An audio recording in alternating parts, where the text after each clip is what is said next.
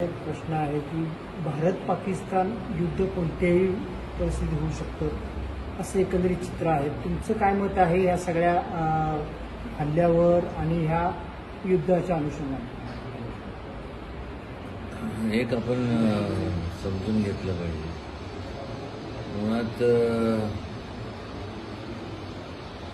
ज्याला आपण जीव देऊ शकत नाही, जन्माला घालू शकत म्हणजे जीव देऊ शकत नाही, असे कोणाचाही जीव घेण्याचा अधिकार कोणालाही नाही.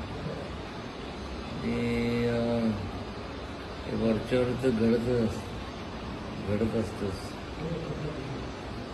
अतिरेकांच्या माध्यमातून त्यांनी ते काय कुठली मेंटॅलिटी त्यांची त्यांना तर कुठली जात नाही आणि धर्म नाही.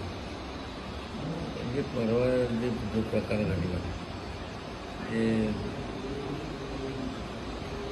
समजत नाही की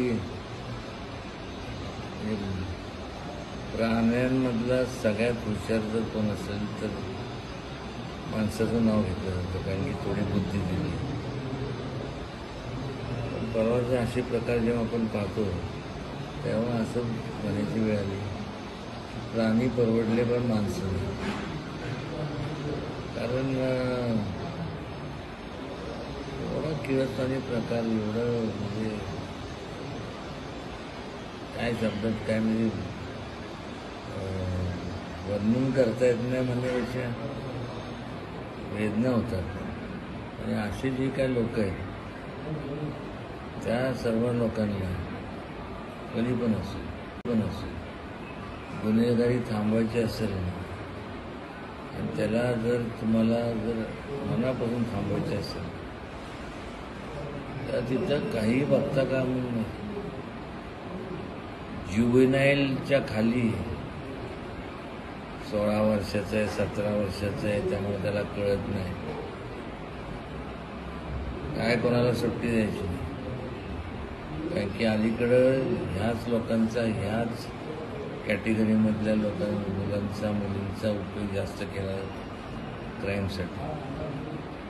कुठंतरी मग हे रिमांड होमला पाठवायचं, तिथं कधी कोणाला माहीत पण नाही ते कधी सुटका होती त्यांची, काय होतं, आणि परत बाहेर त्यांच्या हातात बंदुकी असतात.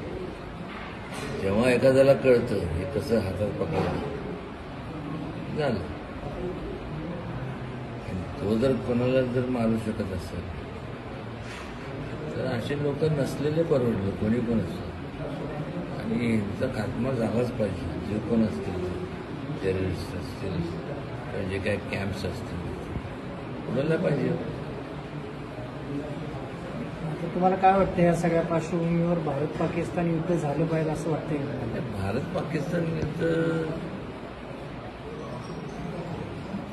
उल्लेखच कोण करत नाही ना. त्यांचे जे हा जो जिथं हे ट्रेनिंग कॅम्प्स आहेत तो एरियात उद्ध्वस्त करून टाकतो, विषय संपतो. तर वास्तविक ज्या वेळेस वर्ल्ड कॉन्फरन्सेस होतात, जागतिक लीडर बसतात वेगळ्या देशात, अनेकदा मुद्दा उपस्थित झालेला आहे. हे तोडगा तरी काढला पाहिजे. किती दिवस चालणार, किती दिवस चालून लोक मृत्युमुखी जाणार.